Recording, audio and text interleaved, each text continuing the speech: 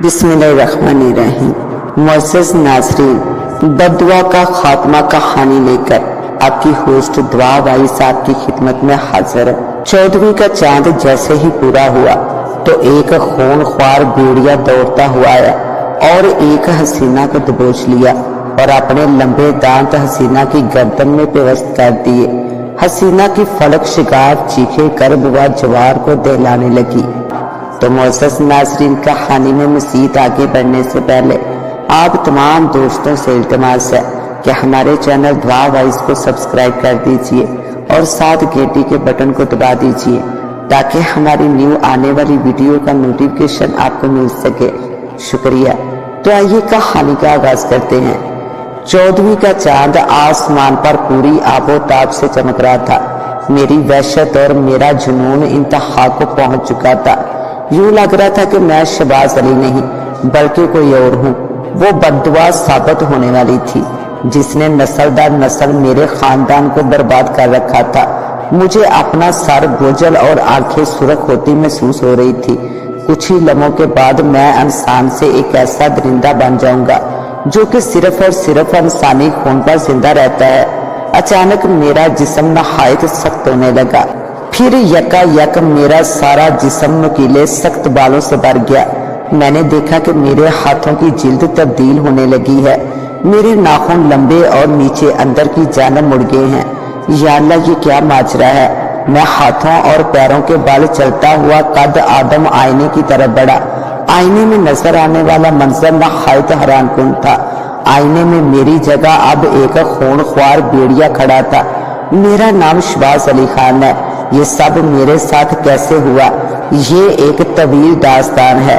दुनिया कितनी हसीन और दिल फरेब है, ये उनसे पूछिए जिनको दुनिया की हर खुशी में असर है। आंख खुली तो खुद को हर नगाह का मरकज पाया। जिस रोज मेरी पैदाइश हुई वो रात 14वीं की रात थी। कहा जाता है कि मेरी और मेरे परदादा की पैदाइश का एक ही वक्त था, यानी वो रात भी 14वीं की थी और जब इन्होंने खुदकशी की वो भी 14वीं की रात थी। मेरे परदादा महरूम ने खुदकशी क्यों की, ये एक लंबी दास्तान है। मेरे परदादा नवाब जफर अली एक अयाश परस्त और शौकीन मिजाज नवाबजादा थे। अपनी अयाशियों की पैदाइश में इन्हें सजा दी गई, यानी इन्हें खुदकशी की सजा मिली। हमारी हवेली किला नुमा है जो कि कोई 3 सदी या इससे भी ज्यादा पुरानी है। इन 300 बरसों में इसकी जाहरी शक्लो सूरत में कोई खास फर्क नहीं पड़ा, मगर गुजरते वक्त के साथ साथ इसे दौरे जदीद के काबिल बनाया गया है। हवेली 20 कमरों, राहदारियों, खुफिया तय खानों पर मुश्तमिल है। एक छोटे से किले की मांद है।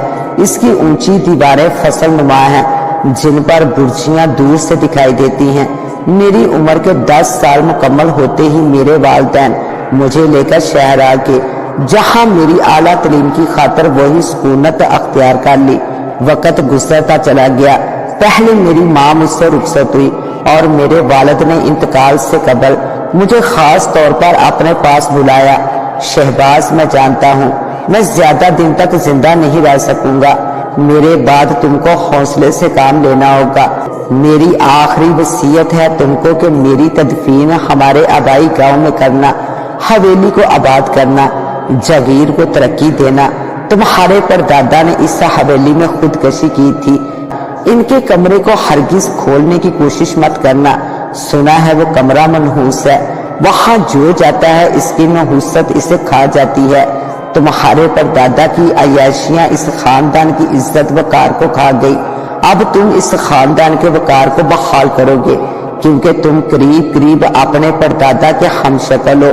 3 दिन बाद वालिद साहब इंतकाल कर गए। इनकी वसीयत के मुताबिक इनकी मैयत गांव लाई गई और इनको हमारे खानदानी कब्रिस्तान में दफन कर दिया गया। वालिद साहब की मौत के बाद मैं बिल्कुल अकेला रह गया। आगे बढ़ने की कोई जरूरत न थी। पुश्तों की जायदाद ही इतनी थी और मुझे इस तरफ तवज्जो देने की जरूरत थी। चनाचा मैं मुस्तकिल गांव में आ गया। फिर मेरी जिंदगी में रुखसार दाखिल हुई। नाजुक हसीन मुअत्तर जन्नत नगाह थी। इसका सरापा जैसे खुशबू से गूंदा गया था। वो सचमुच बहुत ही हसीन थी। हवेली का बाग काफी खूबसूरत और जज्बे नजर था। میرے بزرگوں نے ہمیشہ باغ کو حسین بھرپور بنانے میں کوئی کسر نہ چھوڑی تھی۔ باغ میں فوارے بھی تھے، سنگی تخت بھی تھے، ہر سال میں نت نئے پھلدار درختوں اور پھولوں کا اضافہ ہوتا ہی رہتا تھا۔ وہ دن مجھے اچھی طرح یاد ہے جب میں باغ میں صبح ہوا خوری کر رہا تھا۔ باغ خوشبو سے مہکا ہوا تھا، فضا معطر تھی، ابھی صبح کا اجالا ہونے والا تھا۔ جب میں نے پھولوں کی کیاری کے پاس کسی کو جھکا ہوا دیکھا تو وہ ایک نازک حسینہ تھی، موتیے کی کلیاں چن رہی تھی۔ خوشبو سے مہکتا ہوا جسم اور اس کا وحشت زدہ ہرنی کی طرح چونکنا، پھر ڈر کر بھاگ جانا میرے دل میں گر کر گیا۔